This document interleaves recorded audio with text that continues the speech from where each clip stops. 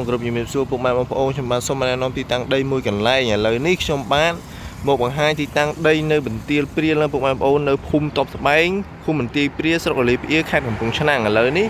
dương mà đo cho tay mà đo đại thì tăng bao nhiêu nó nụ nó khang nó là bộ mạng ô tơ mà cả lỗ rồi đo thì tăng đây nâng tay mà đo ní nó khang phiêu bọt ở mò kéo nó bộ mạng ổn tao phải lời dương chlong tơ khang thì tăng đây bao nhiêu nâng tay mà đo này miền tầm khum mà thấy con nó mà rồi pram tao bộ mạng ổn tao bộ em phổ là lợi dương chợ đam phơi đầm nà tới ti tăng đây bao nhiêu nông tại mà đó này bộ em phổ trong tại mà ti tăng đây bao nhiêu đi phong đá dương cho con tam phơi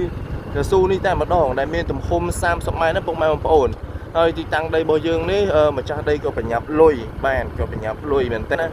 lợi ní dương chết mà đó ti tăng đây bộ em phổ là trong tại mà cả lỗ mà đó ti tăng đây hay tiếp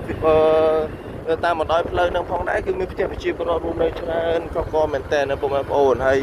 đi cho phải chỉ 500 mét đi miền phơi bảy mũi hàng xăm đây nó cũng ổn từ group của họ giờ từ trống dương đừng từ đó thì tăng đây bao giờ tại mà đo hay từ trống đi phong đá dương là từ chuyên đấy là từ kham còn liền đó cũng ổn là từ bọn là sốt là từ tám dương là từ khang ski nó cũng ổn thôi nơi hàng mục đây bao giờ nó phong đá cứ dương miên phơi mũi phong đá phơi bao giờ nó cứ là từ đó xa pro nó cũng ổn thì tăng đây bây giờนี่คือละออเป็นจุดละออประเภทพลังเรื่องตรไทยยืนกับพลังเรื่องจูนแต่มาดองนะพวกมันổnហើយផ្ទះវិជាប្រវត្តិគូរនៅជុំវិញនឹងតែម្ដងហើយក៏មានស្រែភាសាដែលលោកខាងវិជាកសិករគាត់ធ្វើដែរណាពួកបងប្អូនបាទនេះទីតាំងដីរបស់យើងនេះគឺខ្ញុំបានសូមបញ្ជាក់ម្ដងទៀតគឺមានទំហំ20គុណនឹង110ជាប្រភេទប្លង់រឹងបាទនេះបាទយើងដល់ទីតាំងដីយាយណាបងប្អូននេះបាទផ្លូវនេះឡើងដល់ផ្សារប្រូបាទឡើងដល់ផ្សារប្រូបងប្អូនបាទហើយនេះទីតាំងដីរបស់យើងមានទំហំ20គុណនឹង105ណាបងប្អូន100លឹះនឹងទៀតបងប្អូនតែយើងយកតាមម៉ែក្រេសិនណាបាទនោះបងប្អូនមិនផ្លូវដែលយើងជិះចូលមកមិនបងប្អូនមក1គីឡូមកដល់ទីតាំងដីរបស់យើងតែម្ដងនេះទីតាំងដីរបស់យើងគឺមានទំហំ20គុណនឹង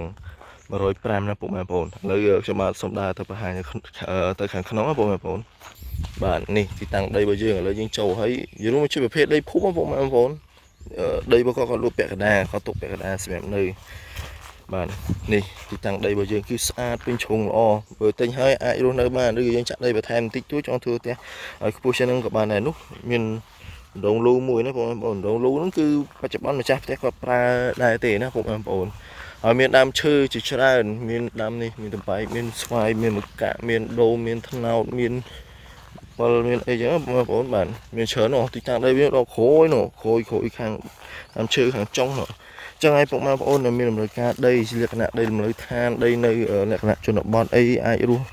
រកស៊ីរស់នៅបានណាបងប្អូននៅខាងមុខនេះគឺមានផ្ទះប្រជាពលរដ្ឋរស់នៅច្រើនបងប្អូនដែលខ្ញុំបាទជិះមកបង្ហាញមិញហ្នឹងមានឆ្វេងមានស្ដាំរស់នៅច្រើនហើយនៅខាងមុខយើងហ្នឹងគឺមានផ្ទះពេទ្យក៏បើក